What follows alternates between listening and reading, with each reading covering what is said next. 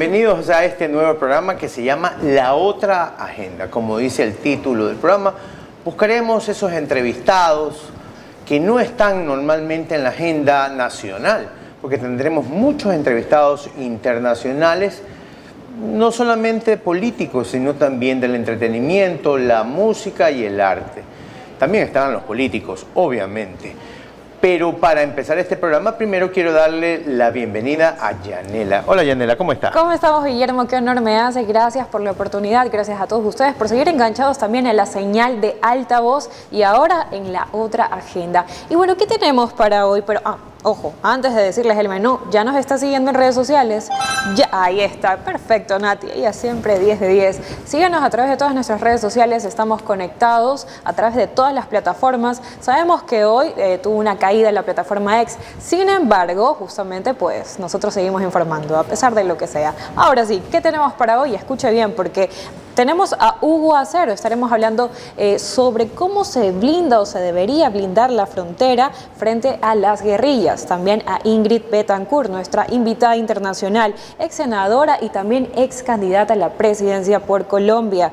Coyuntura política, ¿qué está ocurriendo en el país vecino? Y también tendremos a Alejandro Zavala, analista político comunicacional. Expectativas de la nueva asamblea. Así es, la expectativa que tiene el Ecuador entero de cómo actuará esta nueva asamblea, porque a la que trabaja hasta el día de hoy deja mucho que decir. Esta asamblea que cumple un pequeño espacio de un año y algunos meses más después de la muerte cruzada del expresidente Guillermo Lasso, la verdad es que ha tratado de cumplir en estos últimos días y no ha logrado. Tanto es así que una de sus asambleístas se retira de la política, como es Pierina Correa. Sí, como lo oye, ella ayer anunció que se retira de la política nacional. Pero más allá de eso, creo que también tenemos una encuesta el día de hoy. Por supuesto. Un sondeo. Un sondeo, usted lo dijo, y es que salieron a las calles el equipo de Altavoz, el equipo de La Otra Agenda, a preguntar quién debería liderar la Asamblea Nacional. Veamos. En esta semana política tenemos las siguientes dudas. ¿Quién va a presidir la Asamblea? ¿ADN o RC5? Averigüémoslo. ¿ADN o Revolución Ciudadana? Como están las cosas, parece que el grupo del presidente, ADN. ¿Qué espera usted de la nueva asamblea? De todo esperamos, porque la asamblea que se acaba de terminar no ha servido para nada. Aspiramos a que por lo menos proyectos de ley, proyectos de crear fuentes de trabajo sean los caminos que lleven a estos nuevos asambleístas a lograr el propósito que todo ecuatoriano quiere, que podamos vivir bien. ¿ADN o RC5? No sabré decir. ¿Qué espera de la asamblea? Bueno, que haya claridad sobre todo y que sean honestos con el pueblo también, porque estamos un poco en tiempos difíciles, pero asimismo necesitamos claridad. Bueno, yo espero que gane alguien que vaya de acuerdo con las ideas del nuevo gobierno, ¿no? Y para que vayan trabajando en beneficio y en favor del pueblo ecuatoriano, que tanto lo necesitamos. Debemos esperar que creen nuevas leyes o que mejoren las leyes que ya tenemos, porque se ve que no están funcionando, ¿no? ¿Y usted qué espera de la asamblea en sí? Pues que hagan su trabajo, porque están ganando un dinero que básicamente pues se paga el pueblo ecuatoriano. Y pues no, y se ve que no hacen absolutamente nada, ¿no? Entonces esperemos que pues terminen de hacer su trabajo como Dios manda, que es lo que esperamos todos los ecuatorianos. ¿Qué usted esperaría de la asamblea? No, que mejore, claro, que mejore, como todo necesita mejoría. Más que nada la educación, la salud, pues es que eso es lo que se necesita más. Y estas han sido las opiniones de los ciudadanos aquí por La Otra Agenda. Recuerda seguir todas nuestras redes sociales para mantenerte informado por Altavoz. Y ha trascendido el día de ayer que Nils Olsen podría ser también otro candidato a la presidencia de la Asamblea. También está la madre del presidente de la República, Anabel Asín. Los dos son los nombres que más suenan para ser los candidatos a dirigir la Asamblea por los siguientes 4 años. La verdad es que los dos tienen el peso político y el carisma y el respeto de los asambleístas para poder dirigir la Asamblea como presidente. Pero no solamente está la presidencia de la Asamblea, Yanela, también están las comisiones, que son muy importantes. Por ejemplo, también me enteré ayer que la asambleísta Centeno se va a quedar en la asamblea que ella manejaba hasta el día de hoy, que creo que es la económica, y así ya se están empezando a repartir cada uno de los segmentos en la asamblea. Lo más importante es el CAL, y eso va a jugar mucho en estos días. Sin duda alguna, también una de las cosas que ha marcado esta asamblea, que ya va a finalizar ese periodo legislativo, es la falta de consensos, la falta de materializar todo lo que está en ideas. ¿Cuántos proyectos de ley quedaron pendientes? ¿Cuántos quedarán pendientes también? Y ese sin duda alguna es el reto de esta nueva asamblea. Independientemente si la va a liderar ADN o RC5, ¿qué es lo que escuchábamos en la encuesta? Escuchábamos que la ciudadanía quiere acciones, y eso es una de las cosas que las personas que están en la asamblea, las personas que han sido electas por el pueblo ecuatoriano, deberán hacer sí o sí. Está dentro de esas prioridades para ellos. Así es, está dentro de esas prioridades para ellos, pero para nosotros nuestra prioridad es informarlo. Y hoy, después de lo que pasó el fin de semana con los 11 soldados en el oriente ecuatoriano, la verdad es que estamos preocupados los ecuatorianos, porque la muerte de 11 soldados no es cualquier cosa. Son vidas humanas, familias enteras que se quedan sin un líder de hogar después de este crimen, porque es la única forma que lo podemos decir, un crimen. Yanela, el Ecuador tiene que apoyar a las Fuerzas Armadas. Nosotros desde nuestras trincheras tenemos que apoyar a las Fuerzas Armadas y a la policía. Concuerdo densamente con usted, son 11 vidas que se perdieron, pero también en un comunicado que decía en las Fuerzas Armadas, no solamente pierde la institución, no solamente pierden las familias de los fallecidos, sino que también el Ecuador entero. Ahora, si usted tiene información acerca de esto que ocurrió, de los responsables específicamente, las Fuerzas Armadas también pone a su disposición poder digitar a través de vía telefónica de manera gratuita, y ojo, esto de aquí también, esta denuncia puede ser de manera anónima a 1-800-delito o al 131-131, repito, 1-800-delito. Si usted tiene información para poder llevar a cabo estas pistas y ahí sí capturar a los responsables. Así es. Y bueno, vamos con nuestra primera entrevista ahora.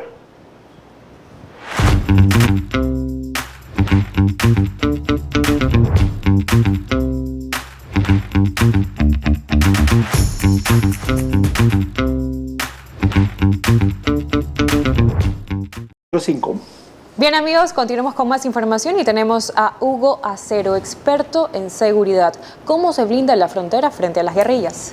A Hugo tengo el placer de conocerlo personalmente desde hace muchos años, cuando un medio de comunicación en el que yo trabajaba decidió invitarlo a la ciudad de Guayaquil como un regalo a la fundación de la ciudad, y se quedó trabajando aquí con el alcalde Jaime Nebot. Después de eso, también asesorado en Guayaquil al alcalde de San Borondón, Juan José Yunes, y ha sido subsecretario de Seguridad de la ciudad de Bogotá. Tiene una gran influencia en el tema de seguridad en Colombia.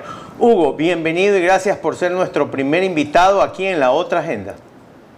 Bueno, gracias por la invitación y aquí estamos para mirar el tema. Hugo, este fin de semana hubo un asesinato de 11 militares en la frontera con Ecuador. Hasta ahora se sabe que fueron disidentes de las FARC. A mí me preocupa mucho, y no porque tú seas colombiano, pero me preocupa mucho la ayuda del presidente Petro, que vemos que hasta ahora ni siquiera ha aceptado al presidente Daniel Noboa como el presidente electo.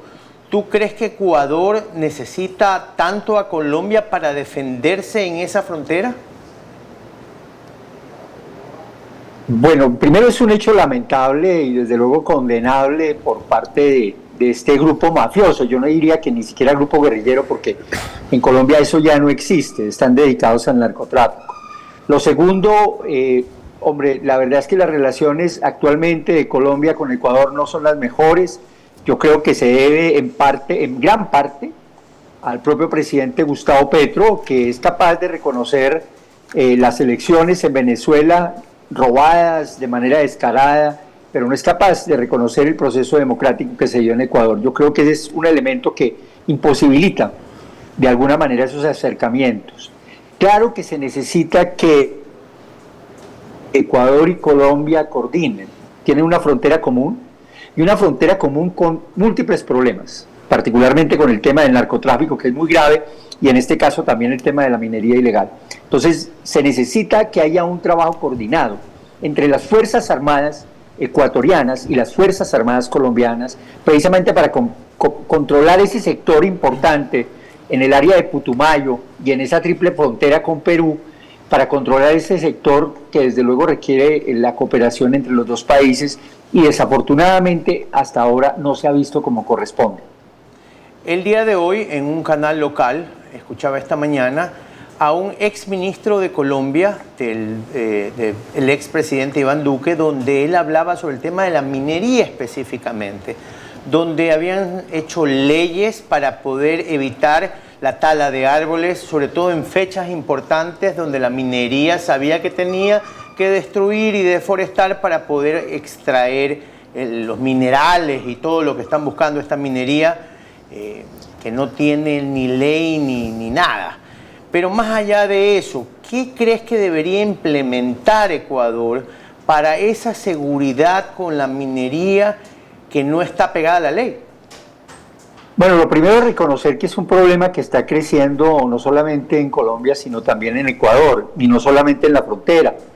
Digamos, hay sectores como de otros lugares, del Oro, la provincia del Oro y otros lugares en donde también desafortunadamente está creciendo el fenómeno. Es lo primero, reconocer que existe un problema grave.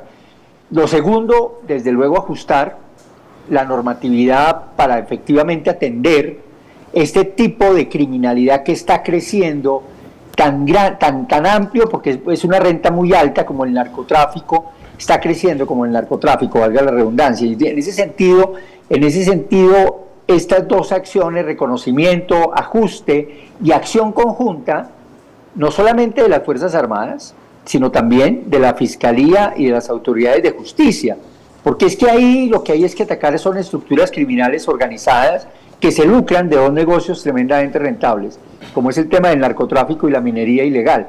Y en ese caso, como lo ha sucedido en Colombia, desde luego comenzar acciones de destrucción de maquinaria, que en este caso, digamos, en Colombia se ha dado, pero todavía falta, y durante este gobierno se bajó mucho la guardia, desafortunadamente, frente a este tipo de acciones, y por eso es que este tipo de actividades han crecido. Entonces hay que atacar estas estructuras criminales, a sus miembros de manera particular, como digo, un trabajo coordinado entre Fuerzas Armadas, Fiscalía, Justicia, y desde luego a eliminar la maquinaria con la cual están haciendo tanto daño, sobre todo a nuestros ríos, en varios sectores del país y en este caso en varios sectores de Ecuador. Hugo, lo que usted menciona es interesante, pero también qué está pasando dentro del ejército, porque incluso el ejército ya ejerció una investigación en donde se habla de fuga de información y específicamente a través de los medios ecuatorianos ya se sabe información en donde el comando de la frontera, los comandos de la frontera han creado una alianza con un GDO ecuatoriano en donde ambos han comprado información justamente a alguien del ejército. ¿Por qué pasa esto? ¿Qué está pasando dentro? ¿Cómo poder derrocar toda esta mafia, esta alianza que se está haciendo? Bueno, estas mafias tienen unos ingresos altos que les permite corromper, a través de los recursos mal habidos, corromper a servidores públicos. No solamente de las Fuerzas Armadas, también de la justicia, inclusive sectores políticos. Eso está sucediendo en Colombia y no dudaría que está sucediendo en el caso de Ecuador. En el caso de las Fuerzas Armadas existen dos líneas sobre las cuales hay que trabajar. Uno, el tema de inteligencia, desde luego para atacar este tipo de estructuras, para tener información y desde luego dar con los responsables y quienes patrocinan este tipo de actividad. Pero también hay otro elemento que es de contrainteligencia, y es quiénes de la institución, qué miembros de la institución están involucrados. Y eso, desde luego, tiene resultados. En Colombia ha habido detenciones de policías, detenciones de militares que han estado lamentablemente involucrados con este tipo de organizaciones criminales. Hace poco el propio ministro de Defensa, que es un general retirado de la Fuerza Aérea, digamos, de las Fuerzas Armadas colombianas, de las Fuerzas Militares colombianas, reconocía ya como ministro de Justicia, de Defensa, que algunas estructuras criminales, o sea que las estructuras criminales han infiltrado a las Fuerzas Armadas.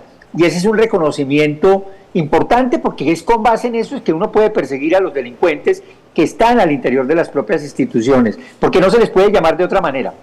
Son delincuentes que recibieron recursos de los delincuentes y por esos recursos están dispuestos a traicionar a sus propios compañeros, porque eso es lo que sucede, terminan traicionando a sus propios compañeros, pero sobre todo terminan traicionando el juramento que hicieron y sobre todo la función que tienen como servidores públicos. Ahora, la pregunta que le voy a hacer también tiene mucho que ver con la anterior, hablando de fuga de información. ¿Cuál es el modus operandi de estas guerrillas, de estas personas malintencionadas? Porque aparte de crear deslizamientos, de provocar deslizamientos para que en caso de que se vaya a realizar un operativo, las Fuerzas Armadas no tengan acceso, sino que tengan que hacer de otra manera, ya sea un sobrevuelo por las zonas que podrían estar justamente con esto de la minería ilegal o incluso que pertenezcan a estas bandas. ¿Cuál es el modus operandi, aparte también, que están utilizando estas guerrillas? En Ecuador no sé si ya se han presentado hechos, sobre todo con las minas antipersona. En Colombia es una práctica de todos estos grupos mafiosos. Yo no los llamaría guerrilleros, no son grupos guerrilleros, son grupos criminales, mafiosos, dedicados a la minería ilegal, al narcotráfico, a la extorsión. Y ellos se dedican en ese sentido a, digamos, asegurar el terreno de manera particular y suelen sembrar muchas minas antipersonas en donde muchas personas inocentes terminan lesionadas y algunas muertas por efecto de estas minas. Pero también tienen otro elemento, y es que no solamente cooptan a través de la corrupción a algunos servidores públicos, tanto de administraciones locales como de fuerzas militares, de policía y de justicia, sino que además se ganan a las comunidades, y no solamente se las ganan por las buenas, sino por las malas, porque someten a comunidades enteras a confinamientos y en algunos casos a desplazamientos y ejercen violencia contra esas comunidades que si no los apoyan a ellos, terminan lesionando o matando a los ciudadanos que habitan en estos lugares. Entonces, ejercen violencia contra las comunidades, minan los territorios, corrompen a los funcionarios y hacen precisamente lo que me acabas de decir respecto a dinamitar en algunos casos o hacer derrumbes en las vías para que las Fuerzas Armadas no puedan llegar hasta donde ellos están explotando el oro o están ingresando droga a Ecuador. Estamos conversando con Hugo Acero, él es experto en seguridad desde Colombia en directo, está hablando con La Otra Agenda. Y vamos a las preguntas incómodas, Hugo. ¿Qué debe hacer la sociedad? Porque le echamos solamente la culpa a la policía, a las Fuerzas Armadas y al gobierno, pero ¿qué debemos hacer nosotros, los comunicadores, los periodistas? ¿Qué debe hacer la ciudadanía en general también para dar una ayuda en este tema tan importante? Yo creo que hay elementos importantes desde el punto de vista de medios de comunicación, y es no solamente dar la noticia desastrosa, horrorosa, en algunos casos, desde luego que atrae mucho la atención de las personas, sino poner esto en contexto. Y ponerlo en contexto supone reconocer quiénes cometieron, un poco hacer investigación sobre qué grupo, de qué origen hay. Eso es información que se la pueden dar los analistas o las propias autoridades. Darle contexto a un elemento en donde esto puede volver a suceder. Y puede volver a suceder porque es Comandos de la Frontera no se va a ir de la frontera y del lado colombiano no los están combatiendo, desafortunadamente. Entonces, ahí hay un problema que se podría repetir. Entonces, son grupos mafiosos dedicados exclusivamente a temas de rentas criminales. No son grupos guerrilleros que quieran tomarse el poder en nombre del pueblo, ¿no? Eso ya pasó en Colombia. Estos son grupos mafiosos. Es parte del contexto que hay que dar. Y lo otro de manera particular es que, hombre, parte de lo que se requiere de manera importante es fortalecer a las Fuerzas Armadas y a la justicia también. porque precisamente cuando dinamitan estos terrenos hay que hacer sobrevuelos, se requieren helicópteros, se requieren acciones de inteligencia, se requieren acciones operativas, se requiere movilidad, se requiere comunicación y se requiere también, desde luego, fortalecer las capacidades profesionales de las fuerzas. Y en ese sentido se requiere recursos. Y es ahí donde no podemos seguir combatiendo unas organizaciones criminales con gran cantidad de recursos, pero millones y millones de dólares que les ingresa por este tipo de economías ilegales, con unas fuerzas militares de policía y de justicia completamente debilitadas y en algunos casos desmotivadas. Yo creo que hay que hacer un esfuerzo importante por fortalecer a nuestras Fuerzas Armadas y a nuestra justicia. En el caso colombiano nos está sucediendo. Durante este gobierno se han debilitado las fuerzas militares colombianas y seguramente al próximo gobierno va a tener una tarea casi que más peligrosa y, si se quiere, más retadora y con más problemas que la que tuvo el presidente Uribe a comienzos de este siglo. Porque la verdad es que tenemos problemas de muchos grupos armados que han venido creciendo, que tienen control territorial, que están ejerciendo violencia sobre las comunidades, pero también tenemos unas fuerzas militares que no tienen medios de transporte, que no tienen capacidad helicoportada para llegar a los territorios, que lo que se tenía lo dejaron acabar, que sacaron a una cantidad de generales importantes con una gran cantidad de experiencia y que desde luego en muchos casos hay desmotivación. Y yo creo que eso es un elemento sobre el cual habría que trabajar, dar contexto, explicar de manera adecuada, sobre todo a la ciudadanía, y comprender no solamente los medios de comunicación, sino todos los ciudadanos. Si queremos enfrentar estas organizaciones criminales de manera adecuada, debemos fortalecer a las Fuerzas Armadas y a la justicia, y para eso se requieren recursos. Y la única manera es a través de los impuestos. Iba a decir desafortunadamente, no, a través de los impuestos. Y eso hay que hacerlo, porque de lo contrario vamos a tener una fuerza pública debilitada y unos criminales muy fortalecidos con los recursos que da el narcotráfico, la minería ilegal, la extorsión y hasta los secuestros. Hugo, perfecto. Estamos hablando del papel que tienen los medios de comunicación ante esta problemática también del gobierno, pero ¿qué pasa exactamente con la población que está siendo extorsionada, los mineros extorsionados, justamente en estas áreas afectadas? No hay la solución perfecta o quizás no hay la reacción perfecta, pero ¿qué deberían hacer ellos si se encuentran en esta situación de peligro? Muchos de estos mineros en estas zonas, y valga la redundancia, mineras, son mineros artesanales. Toda la vida han sacado, digamos, pequeñas cantidades de oro, y en el caso colombiano pues se han iniciado procesos de formalización, no han sido tan exitosos, pero ese es el acercamiento que hay que dar a una población que también requiere ingresos y que en muchos casos están siendo explotados por las estructuras criminales, o que en muchos casos solamente le están dejando las migajas de la gran producción de oro. Entonces, de manera particular, las autoridades deben tener dos elementos importantes en esos territorios en donde, entre otras cosas, hay muchas falencias sociales. Uno, una intervención contundente desde el punto de vista de seguridad y justicia. Eso supone una acción de Fuerzas Armadas, Policía y Fuerzas Militares, pero también de Fiscalía y de investigación criminal. Pero también una inversión social.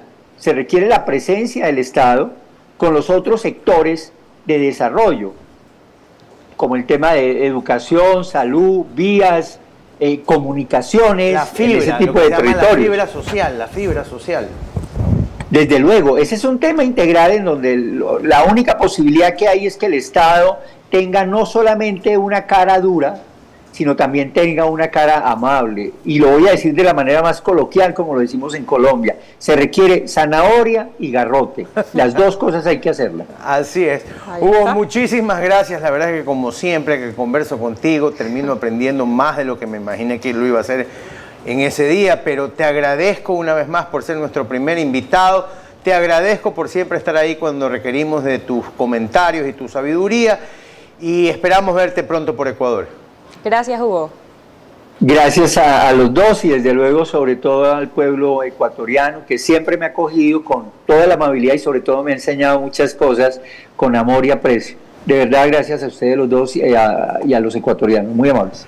Era Hugo Acero, él es experto en seguridad, hablándonos hoy del tema de lo que pasó en la frontera el fin de semana pasado, Yanela. Exactamente. me quedo con la frase de que el Estado tiene que tener una cara dura y una cara suave. Zanahoria. Y palo. Así y yo es. creo que este gobierno tiene muchas fichas con las que puede moverse alrededor de esa frase. Se puede llegar al objetivo. Solamente para recordarles a ustedes, amigos, quienes están a través de la sintonía de La Otra Agenda, son 11 militares fallecidos y asesinados, como muchos medios de comunicación lo indican, y también la ciudadanía, asesinados justamente en Alto Punino a través de una emboscada de los comandos de la frontera. Aquí yo tengo todos los apuntes. Apuntado, está bien. Sí, esta agenda hablará, imagínense. En todo caso, amigos, antes de irnos a la pausa, recuerden nuestras redes sociales para que usted nos siga, se mantenga actualizado. Ahí están, muchas gracias, Nati. Ahí están, para que usted nos siga, ya sabe, ahí estamos, en todas las redes sociales. Ya venimos. Te contaron una parte de la noticia, ahora entérate de lo que no te dijeron. La Otra Agenda te conecta con los temas más importantes del Ecuador y del mundo. Con personajes reconocidos a nivel nacional e internacional. La Otra Agenda, de lunes a viernes a las 16 horas por Altavoz. Los esperamos. Nuestro enfoque es mostrarte la verdad a todo volumen. Queremos inspirarte a pensar críticamente y a que encuentres tus propias respuestas de los temas que se están quedando sin resolver. Esto es Altavoz. Síguenos en todas nuestras redes sociales. La verdad a todo volumen. Nuestra misión no es solo contarles las noticias. Esa dictadura que tenía, no, me dejaba a los 12 años. Eso lejos de ayudar, entorpece. Nuestra misión es contar la verdad en altavoz. El testigo que consiguió al testigo falso también fue asesinado. Los contratos dicen que no se pueden poner radares en curvas y pendientes. Entonces, ¿por qué los pusieron en curvas y pendientes? Hubo tanta insistencia por parte de Rafael Correa y acepté que sea Jorge Paz. Somos Altavoz. Síguenos en todas nuestras redes sociales para que estés informado de primera mano de todos los acontecimientos del país. La verdad contada, todo volumen en un nuevo formato. Actualidad, análisis y entrevistados nacionales e internacionales de primer nivel. La Otra Agenda, de lunes a viernes a las 16 horas por Altavoz. Te esperamos. Deja de ser extranjero en tu tierra. No pierdas tiempo. Descubre tu Ecuador.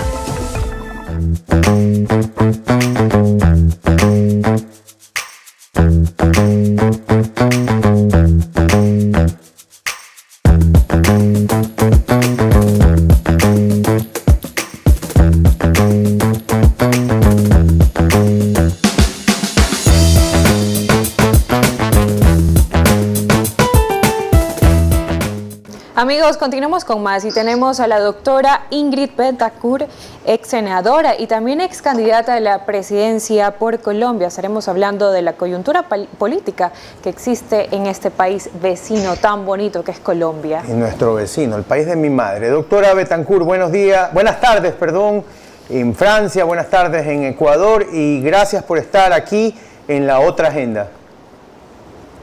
Pues me encanta poder hablar con ustedes, gracias por esta invitación.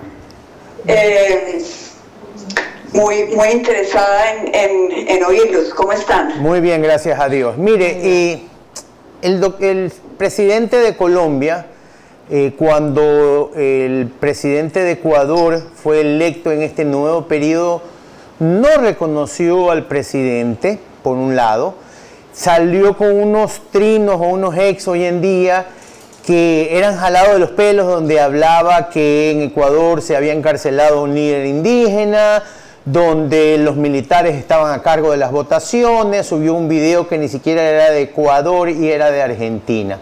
Después de eso hemos venido escuchando y leyendo sobre todo las cartas que su ex canciller, el ex canciller del presidente Petro, el señor Leiva, ha lanzado en redes sociales, donde lo primero que uno se impresiona es que le dice de drogadicto para arriba.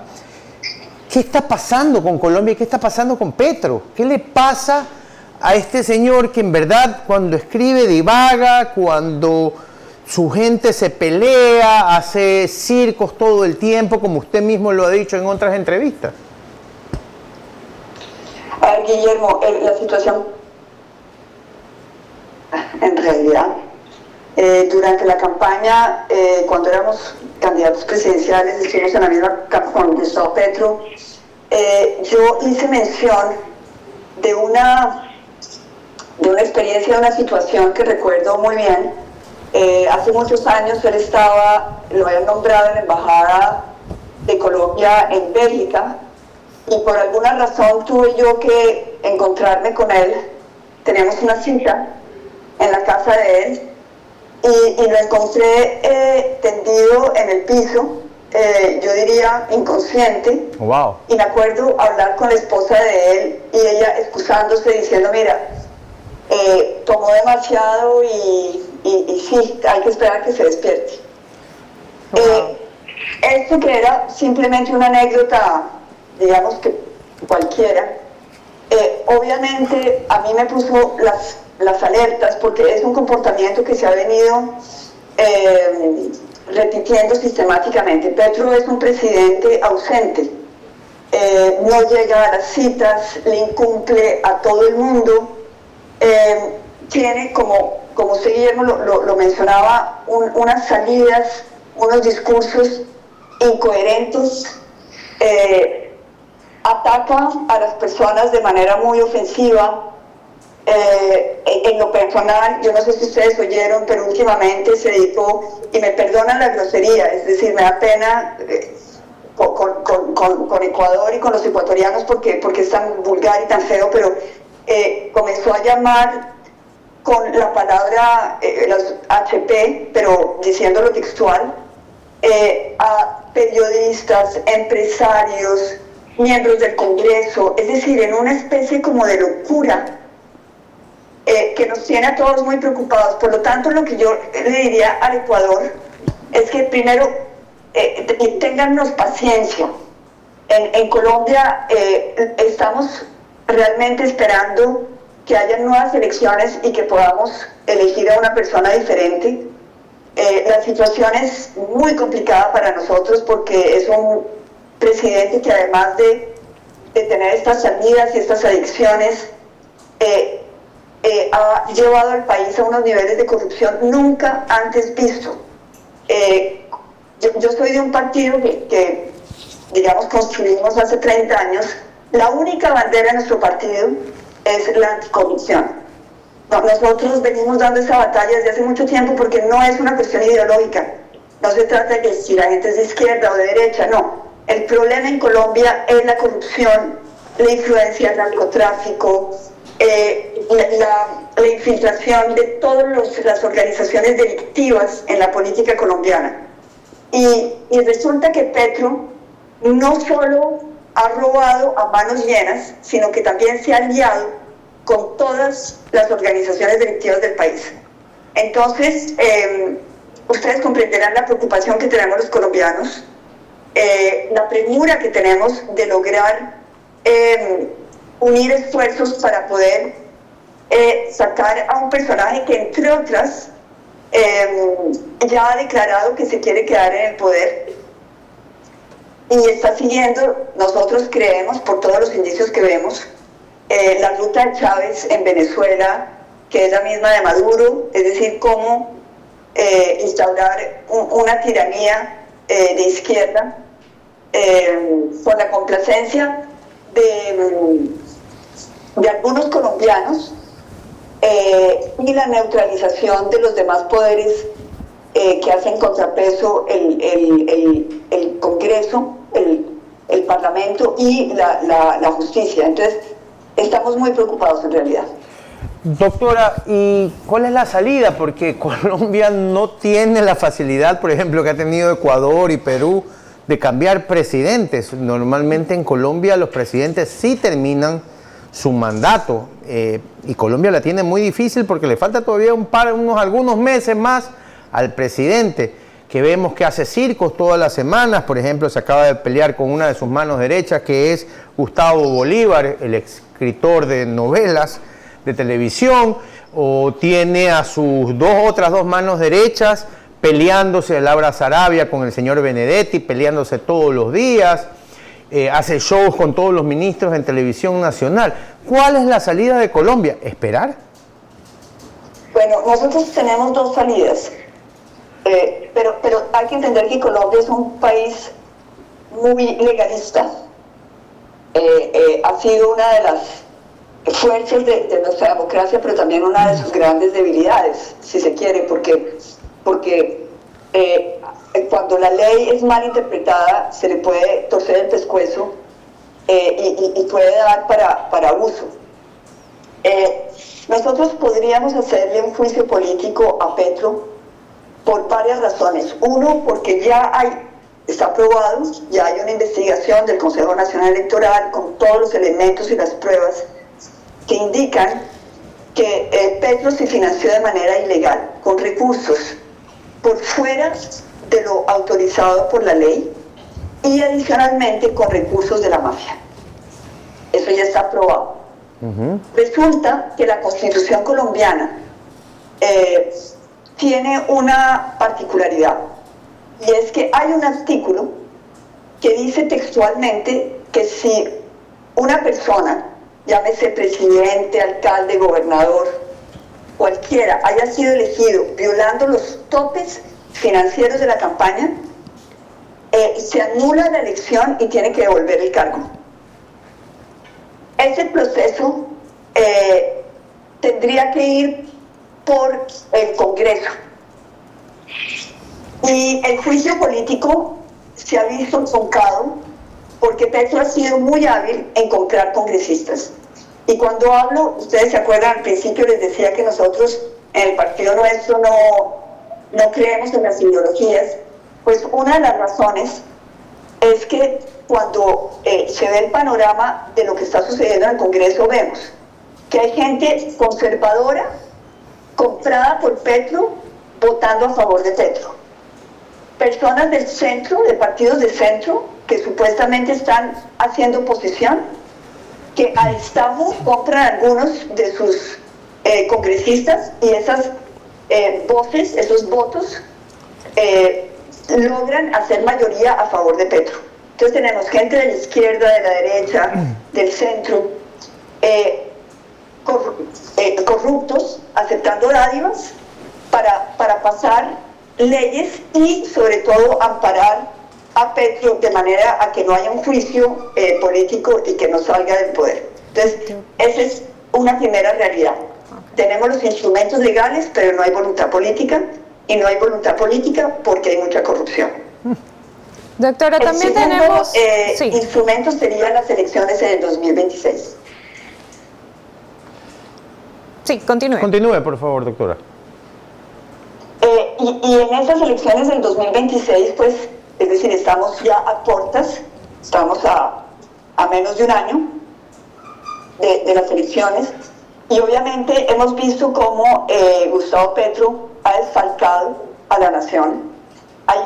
Es decir, se han robado la salud, las pensiones, Ecopetrol, que es la empresa insigne colombiana, la destruyó, acabó con Ecopetrol, se han robado a Ecopetrol los amigos de Petro, y esto tiene dos propósitos. Uno, el enriquecimiento personal de sus amigos, de su familia y del mismo, pero también es tener fondos suficientes para poder hacer trampa en las elecciones del 2026 y quedarse en el poder. Bueno, fuertes declaraciones lo que usted nos está contando. Doctora, no solamente lo que usted nos dice, sino que también hay reacciones internacionales. Justamente el presidente de El Salvador, Nayib Bukele, indica que cuando Petro se toma unos tragos de más, él hace y toma decisiones realmente desastrosas tomando en cuenta la geopolítica. Y usted incluso lo dijo también en alguna entrevista, que todo aquel que ha robado se ha alineado con él. ¿Qué significa Petro para la vida de los colombianos? Y si mañana serían o fueran las elecciones en Colombia, ¿usted considera que Petro ganaría las elecciones? A ver, todo es posible en política. Yo espero que la oposición logre desbancar a Petro. Ahora, ¿qué ha significado Petro en Colombia? Ha sido un desastre por muchos motivos. Primero, por la violencia que resurgió en Colombia. Habíamos tenido, obviamente en Colombia hemos tenido desde siempre la presencia del narcotráfico, de las guerrillas, de los paramilitares, y esto ha sido muy difícil para la población colombiana. Cuando Petro se hace elegir de manera fraudulenta, porque hay que volverlo a decir, una de las promesas que hacía era lograr una paz en los 30 primeros días de su gobierno con el ELN, iba a ser una paz muy rápida, y que iba a lograr y lo llamó la paz total, y que esa paz total era con todos, es decir, narcotraficantes, bandidos, organizaciones como el Tren de Aragua, en fin, todo el que tuviera armas y estuviera actuando con violencia, él decía que él los iba a lograr traer hacia una conducta de ley y a la paz. Obviamente esto no se dio. Lo que hay hoy en día es un fortalecimiento de las organizaciones delictivas. Petro descabezó el ejército, sacó a más de 60 generales, todo el generalato de nuestra fuerza militar que tenía la experiencia de cómo enfrentar estas organizaciones delictivas, los sacó, los retiró. Tienen adicionalmente orden de quedarse acuartelados en las regiones porque Petro ha firmado cese al fuego con todas estas organizaciones. Entonces, mientras que las organizaciones siguen delinquiendo y siguen matando soldados y policías, los nuestros no se pueden defender. Doctora, ¿y qué pasó entonces en qué quedó cuando el expresidente Santos firmó el acuerdo de paz con la FARC? ¿Ya quedó en nada? Bueno, sí, yo creo que ya es decir, es un acuerdo. Ustedes saben, bueno, de pronto no lo saben, pero yo estuve secuestrada 6 años por las FARC. Lo sabemos. Y como víctima de las FARC, cuando se comienza a dar el proceso de paz con las FARC, pues nosotros, muchas de nosotros las víctimas, decidimos acompañar el proceso porque queríamos acabar con esta guerra y que no hubieran más colombianos secuestrados y que las FARC se desmovilizaran. A eso le apostamos.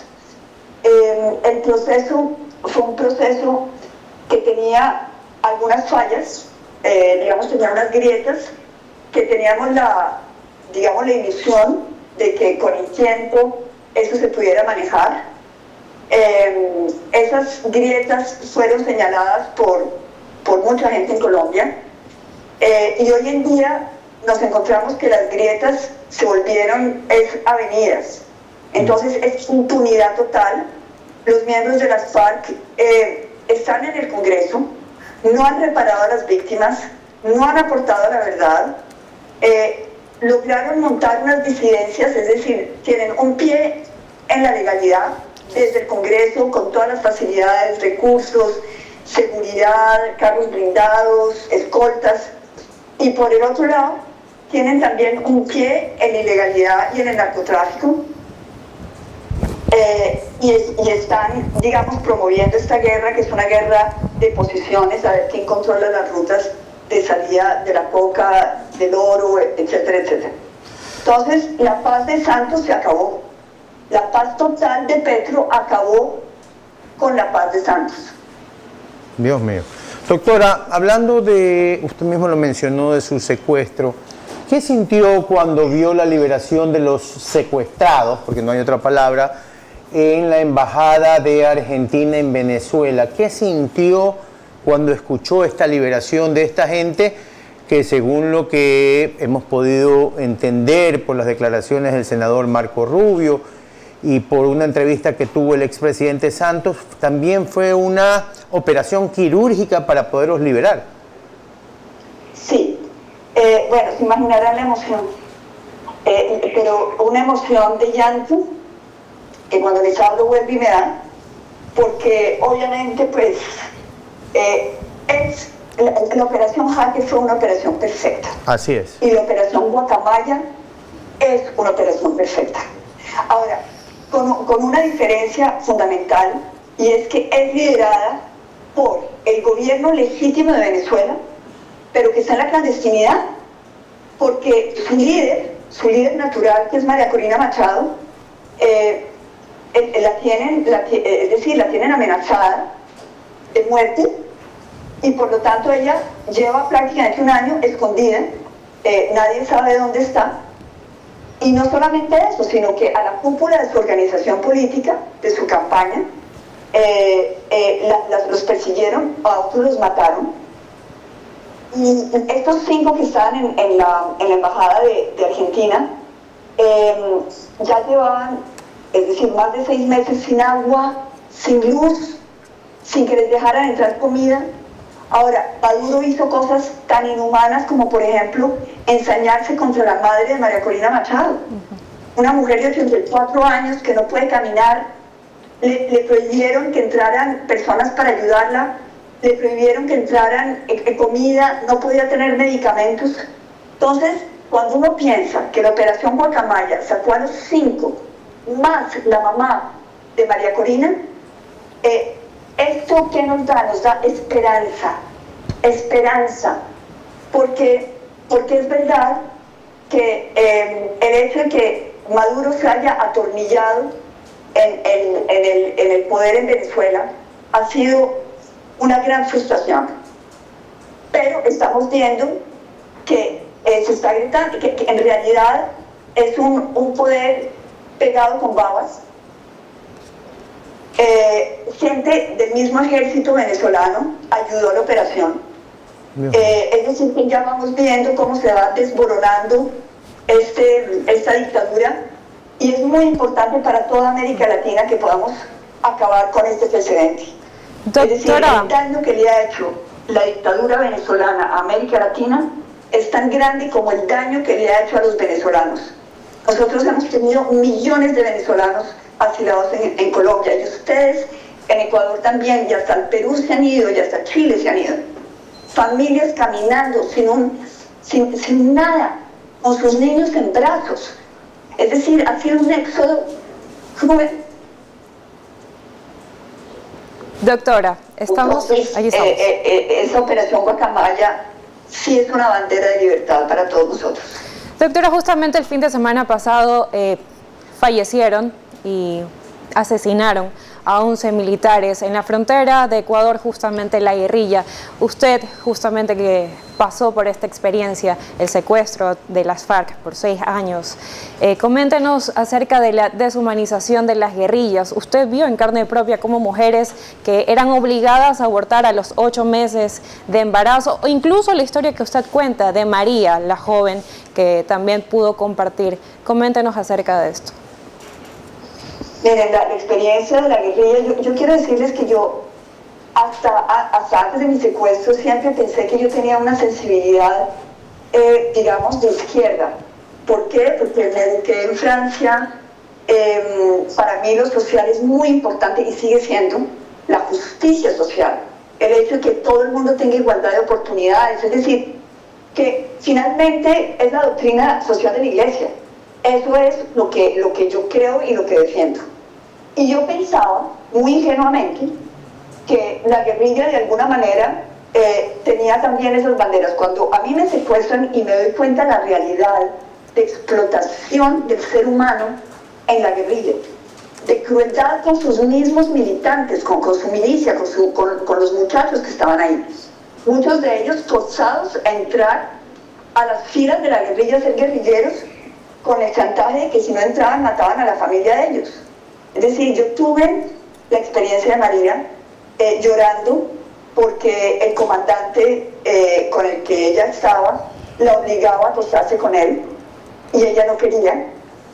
Viví también la experiencia dramática de una muchachita que le decíamos la Boyaca, que ella estaba, allá se llamaba, la compañera le decían la socia, era la socia de un comandante, el comandante Sombra, que era el comandante de uno de los campamentos en los cuales yo estuve secuestrada, y ella tenía 8 meses de embarazo, es decir, la veíamos en el campamento con su barrigota, y siempre pensamos, bueno, pero como es el bebé del comandante, pues ese bebé sí lo van a dejar vivir. Pues un día llegó la orden de que esta niña tenía que abortar. Y yo quiero decirles que yo vi al papá de ese niño, es decir, al comandante del campamento, llorando delante de mí, porque tenía que cumplir con esa orden. Llorando, un hombre llorando, porque lo forzaban a matar a su hijo. Eso es lo que hay en esa guerrilla, es deshumanizada completamente, totalmente deshumanizada. El narcotráfico ha permeado esta cultura guerrillera y hoy en día son personas que han perdido el norte. Wow. Son palabras que en verdad conmueven. Si algún día lo tuvieron. Son palabras que en verdad nos conmueven a todas las que las escuchamos, porque usted lo vivió de cerca y lo sabe mejor que ninguno de nosotros. Doctora, solo nos queda agradecerle por esta entrevista, por esas palabras de pedirnos paciencia a los ecuatorianos, porque en verdad, después de lo que pasó en el Oriente el fin de semana pasado, si no tenemos el apoyo de Colombia, esto puede ser muy grave y puede seguir, porque esta guerrilla, o estos ya no son guerrilleros, estos narcotraficantes están en una frontera donde ocupan ambos lados. Y el asesinato de 11 militares en Ecuador ha sido un balde de agua terrible para todos los que vivimos por un comando supuesto de ex-FARC, que en verdad son criminales, porque no tienen otra palabra. Doctora, una vez más, muchísimas gracias por haber estado esta tarde con nosotros. Muchas gracias. Yo quisiera terminar diciéndole lo siguiente. De pronto ustedes no saben, pero yo viví 2 años en el Ecuador. Sí, yo lo sé. Y el Ecuador es para mí como mi patria hermana. Gracias. Yo he sentido como muerte propia la muerte de los ecuatorianos que mató la guerrilla. Y quiero decirles que en Colombia nos están matando a nuestros policías en una operación que se llama la Operación Pistola, como cuando era Pablo Escobar, es decir, estamos en el mismo nivel. Dios mío. Entonces, solidaridad, que nos tengan paciencia, pero también que sepan que estamos indignados, por más de que nuestro gobierno, que no nos representa, no haga nada, nosotros sí sabemos que tenemos que unirnos para acabar con esto.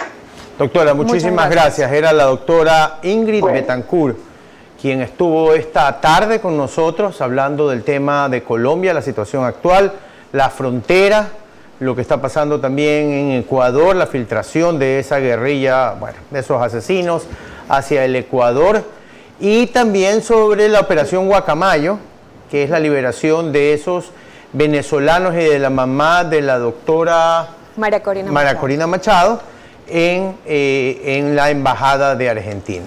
Así es, amigos, y bueno, con estas impactantes declaraciones, usted recuerde que los extractos más importantes de esta entrevista y todas las que tenemos aquí en la otra agenda las puede encontrar a través de todas nuestras redes sociales. Por ahí estamos recibiendo sus comentarios, por supuesto también recomendaciones. Nos vamos a un corte y ya regresamos con más.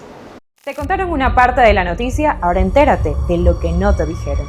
La otra agenda te conecta con los temas más importantes del Ecuador y del mundo, con personajes reconocidos a nivel nacional e internacional. La otra agenda, de lunes a viernes a las 16 horas por Altavoz.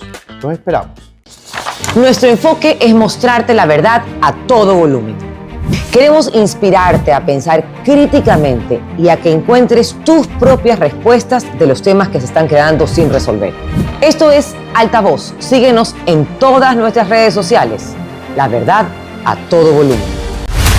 Nuestra misión no es solo contarles las noticias. Esa dictadura que tenía, no, me dejaba a los 12 años. Eso, lejos de ayudar, entorpece. Nuestra misión es contar la verdad en Altavoz. El testigo que consiguió al testigo falso también fue asesinado.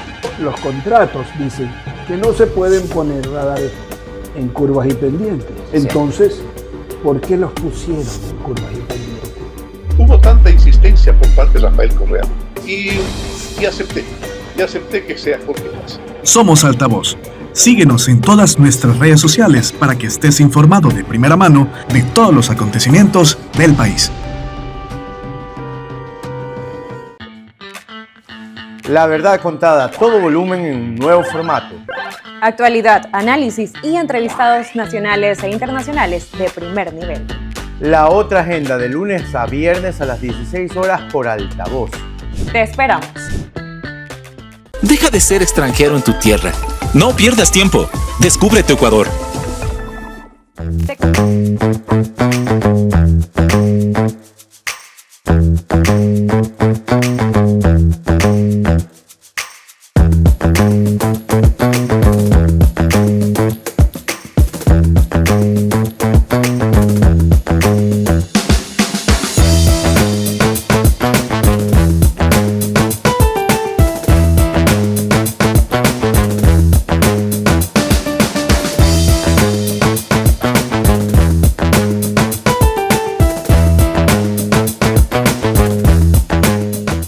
Guillermo, qué interesante primer programa de La Otra Agenda. Sin duda alguna, algunos matices que hemos podido escuchar a través de nuestros entrevistados. Hemos hablado de política nacional, internacional y tener la oportunidad, seguridad, y también tener la oportunidad de conocer todo eso, lo que no se dice, lo que no preguntan, lo que no está en redes sociales todavía, porque a partir de ahora ya estará a través de nuestras redes sociales. A ver, Nati, por favor.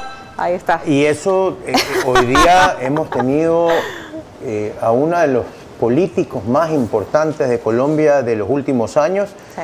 No solamente por la política, sino porque fue secuestrada la doctora Ingrid Betancourt. Acaban de ustedes escuchar palabras muy fuertes, donde no solo describe a un presidente Petro divagador, que ella lo había dicho, que tenía problemas de sustancias desde hace mucho tiempo. Ella fue la primera que lo dijo, y lo dijo en un debate público presidencial.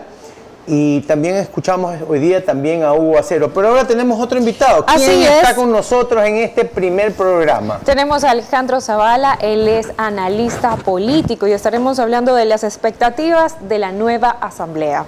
Doctor Zavala, ahora me tiene por acá. ¿Cómo está? Es un placer en este primer programa aquí en Altavoz, La Otra Agenda, tenerlo a usted en vivo para conversar esta tarde de lo que se viene en la asamblea, la nueva asamblea. Doctor, ¿cómo está?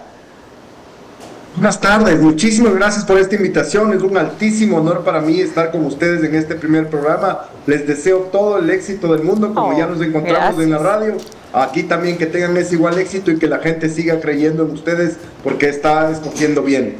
Muchísimas gracias, doctor. A ver, como le decía, hoy termina esta asamblea temporal, la que cumplió el mandato que no se hizo durante el gobierno del expresidente Lazo, porque ya sabemos que hubo muerte cruzada, se subieron a la casa muchos, otros se quedaron, esta no cuenta, ahora recién van a contar como asambleísta como un término completo.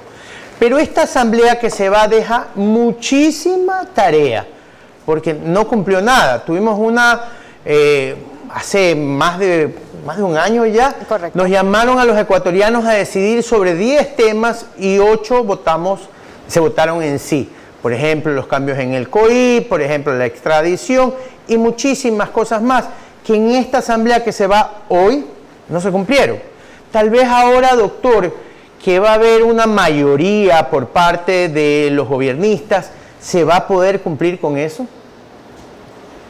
Yo tengo un artículo publicado en el diario digital Primicias de cuando recién arrancó el gobierno del presidente Noboa y la asamblea de Henry Kronfle.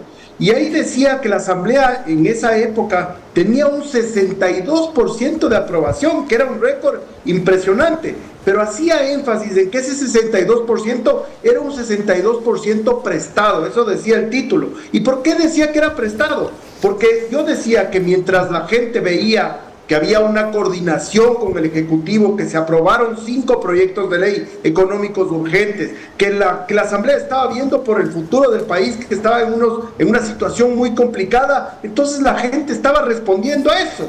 Lastimosamente decía también que era prestado, porque si es que la Asamblea se desviaba de ese camino de coordinación, de trabajo en conjunto, todas las fuerzas, todos los poderes del Estado para salir de esta situación, evidentemente se iba a desplomar, y efectivamente pasó eso. Empezaron a primar los intereses políticos, la campaña electoral, tratar de boicotear el gobierno de Noboa, tratar de enjuiciar a sus ministros, tratar de acosarles, tratar de hacer escándalos para tratar de golpearle al gobierno porque estaban en campaña. Pues evidentemente lo que sucedió fue que hubo un desplome gigantesco del orden de 50 puntos de caída, una caída catastrófica.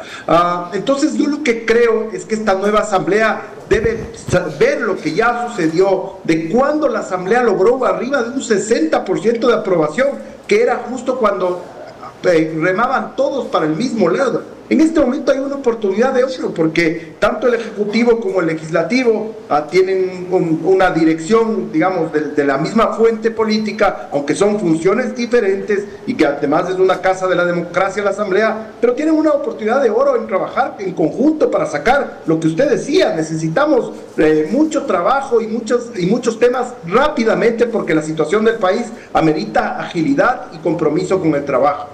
Doctor, el día de ayer surgió el nombre ahora de Nils Olsen, exministro de Turismo del Ecuador, personaje carismático que tiene mucha llegada con la gente, es su primera vez como asambleísta y surgió ayer como un nombre alternativo a la doctora Asín, la madre del presidente de la República. ¿Por qué usted cree que ADN lo ha propuesto a él? Tiene otra figura, es el mismo Andrés Guzmán, Ferdinand Álvarez, pero ¿por qué cree usted que ha salido a la palestra el nombre de Nils Olsen? Primero porque tiene una excelente imagen. El ministro Olsen desde hace mucho tiempo tiene una muy buena imagen y eso va a ayudar definitivamente a que la imagen de la Asamblea en general se levante. Porque todos sabemos que cuando la cabeza tiene una buena imagen, normalmente las instituciones suelen acompañar con ese respaldo. Pero yo creo que el tema principal, si es que se termina dando este tema de que sea Nils Olsen y no Anabel Asín o cualquier otro de ADN el que se lance, es por las habilidades de tender puentes, de llegar a acuerdos, que lo que tenemos que saber es que no son mala palabra, pues en todas las democracias del mundo existen los acuerdos, existen los compromisos que se hacen de las diferentes fuerzas legislativas. Eso pasa en todo el mundo. Lastimosamente, con estas últimas asambleas que hemos tenido, eso se ha deteriorado mucho, porque la gente cuando piensa en acuerdos, piensa en repartos, piensa en acuerdos debajo de la mesa, piensa en prebendas. Imagínense, solo hay un dato que hay que recordar. El presidente Lasso dijo algo que a mí me parece gravísimo. Dijo que él tuvo que poner la muerte cruzada porque no quería repartir el Estado entre los asambleístas que le querían seguir juicio político. Eso es gravísimo, pues es gravísimo que los asambleístas vayan y crean que lo que tienen que hacer es pedirle puestos o pedirle prebendas al Ejecutivo. Es una vergüenza. Entonces mejor lo que se hace es poner una persona como Olsen, que es una persona que puede llegar a acuerdos, que puede sentarse a dialogar, a conversar, que tiene una buena imagen de transparencia, nunca ha tenido un escándalo de corrupción, ni mucho menos. Entonces, para que esto es un mensaje, para que los asambleístas sepan que si quieren llegar a acuerdos, se lleguen a acuerdos por encima de la mesa, a la luz del día, con transparencia, sin prebendas y sobre todo sin corrupción. Creo que la labor de Nils Olsen, si es que llega a ser él, tiene una doble tarea. La primera es levantar en general la imagen de la Asamblea como institución, para que la gente vuelva a creer en la democracia, para que los jóvenes digan quiero ser asambleísta. Ahora parece que ser asambleísta es una mala palabra. Eso debería llenar de orgullo a los jóvenes que quieren dedicarse a la política.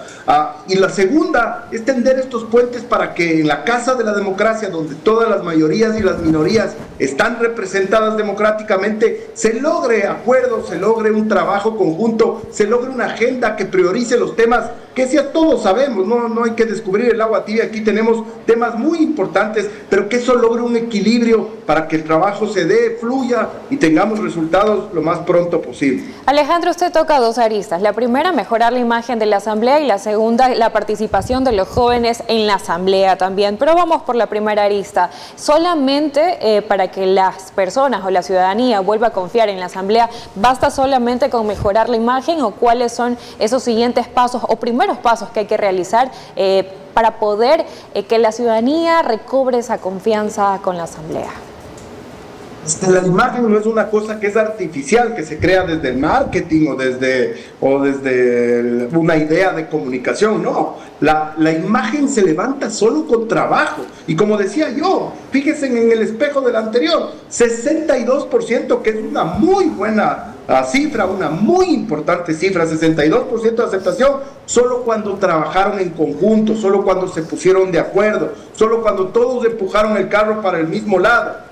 Entonces cuando no existen estos odios, estas divisiones, estos enfrentamientos, estas zancadillas para tratar de golpear al Ejecutivo, ahorita el Ejecutivo tiene 4 años, o sea, ya ganó las elecciones, ganó con una diferencia muy importante. Entonces yo creo que debería dedicarse a lo que tiene que hacer, a trabajar, y solo el trabajo de todos los elementos de la Asamblea harán que esa imagen se levante, la gente reconocerá, y como le digo, ahí están los números, 62% cuando hicieron la tarea que es para lo que el pueblo ecuatoriano les paga un sueldo, para que legislen, que hagan las leyes necesarias en este momento, que se den acuerdos rápidos para dar un marco legal a lo más importante, y que fiscalicen con responsabilidad. Pues todos queremos que fiscalicen, es una tarea inherente al cargo de asambleísta, pero no esos shows vergonzosos de ponerles zancadillas, de tenerles sin trabajar a los ministros porque tenían que ir 7, 8 veces en una semana a la asamblea, a diferentes comisiones, para hablar muchas veces de lo mismo. Entonces yo creo que deben tener claro que la imagen no se levanta con marketing, la imagen se levanta con trabajo, con honestidad, con transparencia y con acuerdos para que el Ecuador pueda tener los mejores resultados en bastante corto tiempo. Con trabajo y con acciones transparentes que sin duda alguna queremos los ecuatorianos, pero también coméntanos acerca de la participación de los jóvenes en esta asamblea. Hemos visto, y al menos he tenido la oportunidad de conversar con algunos asambleístas electos jóvenes, incluso menores que yo. ¿Cuál será la verdadera participación de ellos? ¿Sí podrán aportarle en algo al país? Si usted me pregunta, yo podría sintetizar en una sola frase contundente cuál es la labor de los jóvenes. No ir a levantar la mano.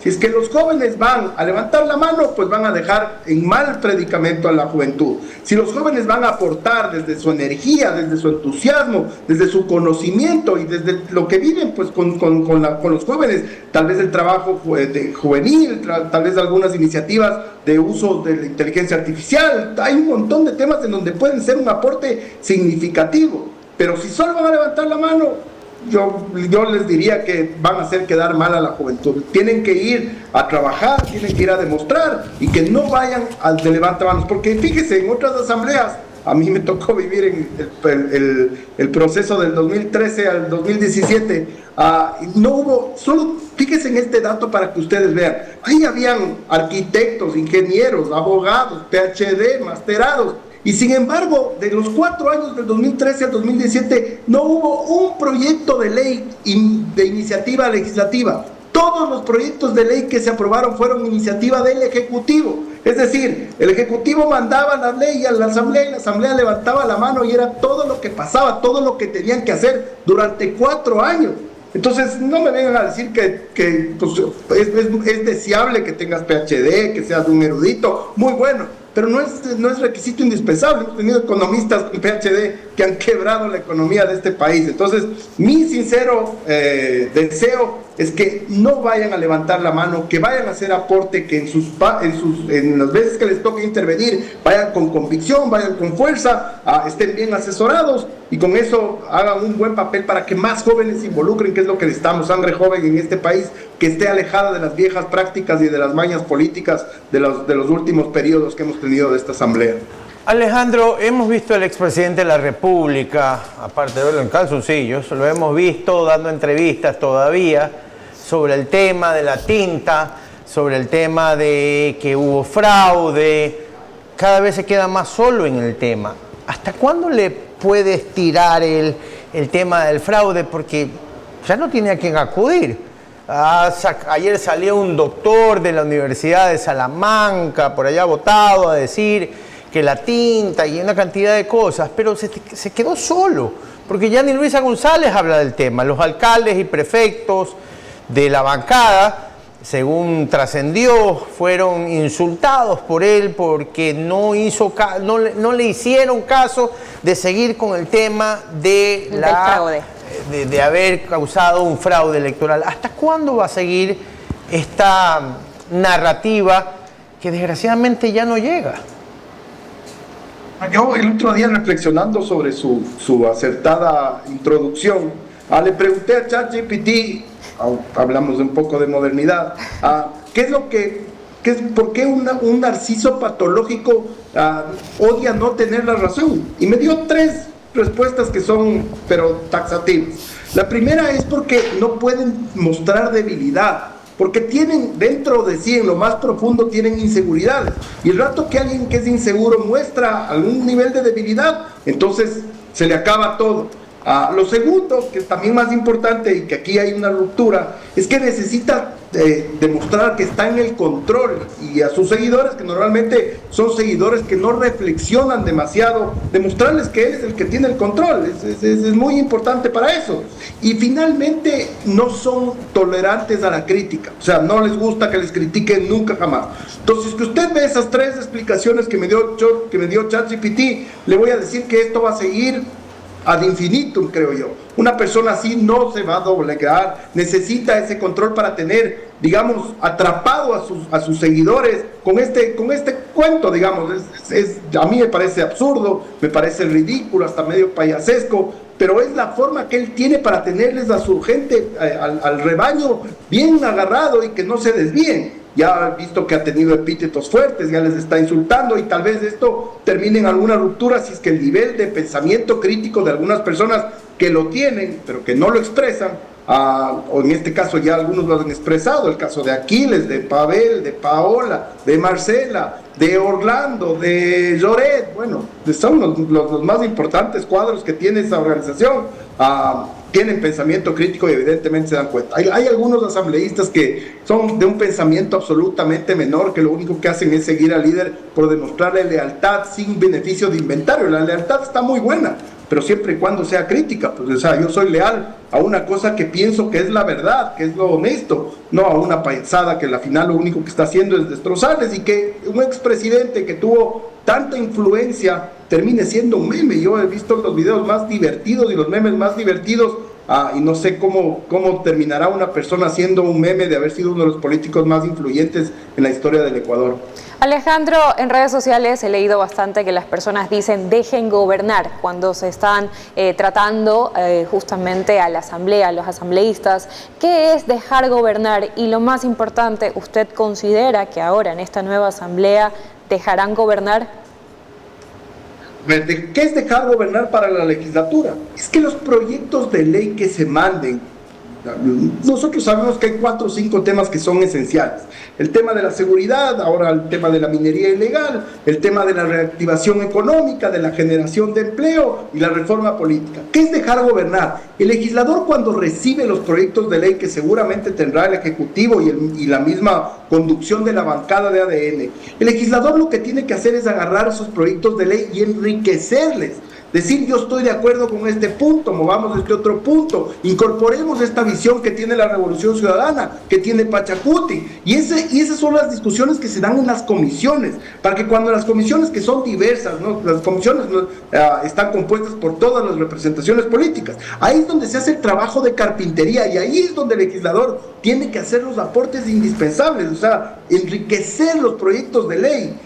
Y después, cuando eso ya baja al pleno, ya sea consensuado y se aprueba y con una gran mayoría, y eso es dejar gobernar, que las leyes salgan sí enriquecidas por todas las visiones. Eso es lo democrático, esa es la casa de la democracia. Pero que no torpedeen, que no se opongan a todo por oponerse, que no se opongan para no dejar que el gobierno brille, o ya les ganó las elecciones, ya ahorita resígnense, sean buenos perdedores, enriquezcan, trabajen por el país, sáquense en un momento el sombrero de su partido político, porque ahora ya no son asambleístas de un partido político, son asambleístas nacionales, los 151, entonces tienen que velar por el país, tienen que velar por los intereses más altos de los ecuatorianos.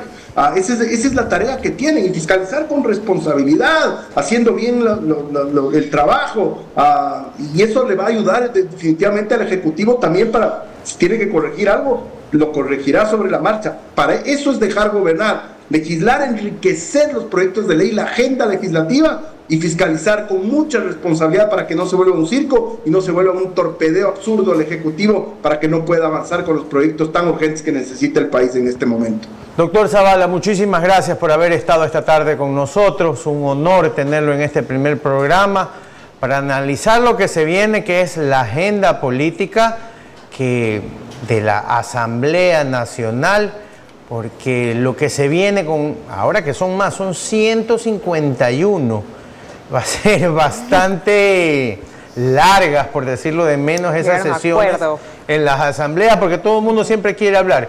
Doctor, un abrazo a la distancia y cuando venga a Guayaquil lo espero aquí, ¿ah? ¿Ve? Ahí está la invitación. No, siempre un honor estar con ustedes. Les deseo la mejor de las suertes y encantado siempre a las órdenes para ustedes. Un abrazo grande para la ciudad de Guayaquil. Era uno de los politólogos más importantes del Ecuador, el doctor Zavala. Él nos trajo, Alejandro Zavala, nos trajo hoy esa perspectiva de lo que se viene en esta nueva asamblea. Sí, lo habla desde un punto de vista analítico, pero también como ciudadano. Y eso es lo que lo hace más enriquecedor al momento de hablar, porque él dice, sí, es verdad, esto es lo que dicen los libros, pero lo que dice el ciudadano pesa más. Algo que me dejó claro es, los jóvenes no pueden ir solamente a alzar la mano.